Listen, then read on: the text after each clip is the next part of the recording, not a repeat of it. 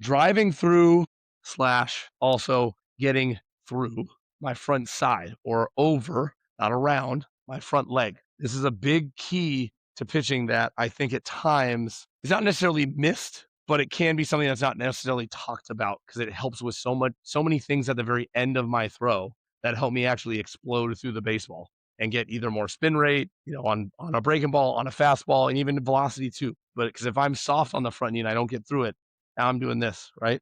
Whereas I really want to reach over and finish through that leg. So what we're going to do is essentially what is going to happen is that's going to stiffen up for us as we get through the baseball to go throw. So from the power position, to break it down again in the part of the motion, power position, I'm going to drive. We talked about leg drive before in another video. I'm going to leg drive through. Now, in one of the videos I showed a drill, I talked about leg drive and I said just out to start, right? So really what happens now is this. When I do that leg drive, I have to also do what's called, and this is the basic term of it, a weight transfer, right? Which is why we do the power position. I keep weight back. I want to transfer it forward because now I'm going downhill at this point, right? So here, I'm going to actually do the leg drive down and into this front leg. So as you guys can see, when I fired those hips like that and kept some weight pressured here, this leg started to firm up for me like this, just automatically. I didn't even really try to do it. So like I just keep a little weight, and I trust you guys, try it yourself when you're at home. Put your weight back, even on flat ground. Put a little weight though through the heel and middle of the foot, and then start to just turn your hips so fast forward. It just automatically starts to pull back and wants to pull back because that's how our body actually works. Now, if we fire more down and into it, that's more that I'll get over that front leg. If you see that, wham, it'll turn more, okay?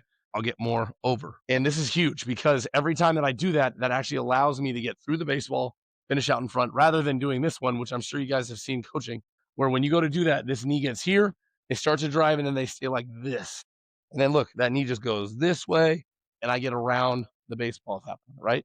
I'm actually not really finishing my pitch the way I should be. So one more time through. And then to give you guys a phrase that actually what that's kind of called, it's called a front knee catapult. So, and it should even, if I were to make a full throw, catapult me even a little more forward. So I'll keep my momentum going this way. Now, feel free to look it up and just go type in 100-mile-per-hour mechanics. You'll see people, and when they do the front knee catapult, guys that throw that hard, that knee literally looks like it hyperextends. It gets so far back that it almost looks like it creates a U up into their hip in the backside like this. And they're like this when they throw. Wham, like that, way over. That's what we want to try to create ultimately is we firm up that front leg by putting some weight into it, transfer the weight back here into it by driving down into it.